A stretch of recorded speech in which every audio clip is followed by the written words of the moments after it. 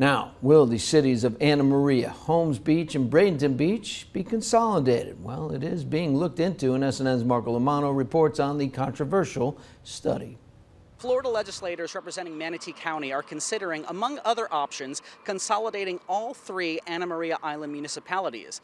The city of Holmes Beach mayor says she thinks this all stems from a years-long debate about a parking garage. And that was when the city of Holmes Beach finally put limits to what we could safely accommodate in our residential neighborhoods. Starting in 2020, the city of Holmes Beach posted no parking signs on residential streets, reducing parking by about 1,100 spaces. Manatee County commissioners argued the city needed to plan ahead due to Manatee County's surging population. They chose to close on-street parking, which steers us towards a parking garage. Now they're moving to ban a parking garage.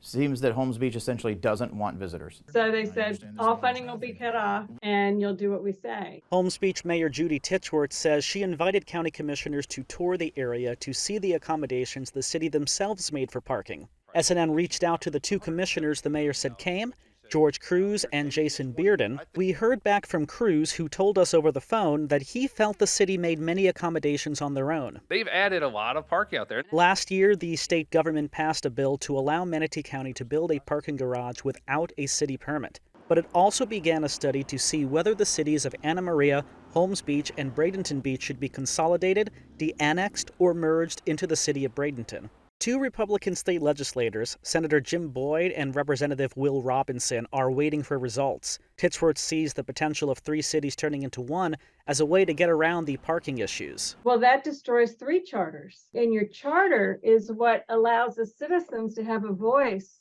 on big things like height restrictions, density. The constituents make that decision. They're taking the voices away from these people. We reached out to Robinson and Boyd, but didn't hear back in time for the story. However, Robinson told the Herald Tribune the number of short-term rentals compared to permanent residents raises the question.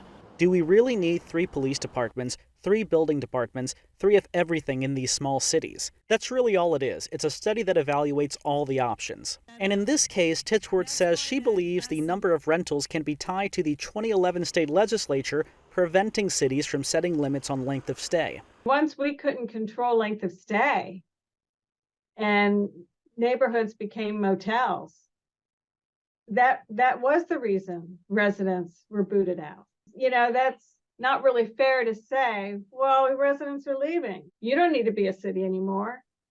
But it's like, but they're responsible for that. One Holmes Beach man we talked to said nothing needs to change. I mean, sometimes I think they try to do too much, and I think in this case that's kind of where it's at right now. I think leave Holmes Beach as it is. Reporting from Holmes Beach, Marco Lomano, SNN, the Suncoast News Network.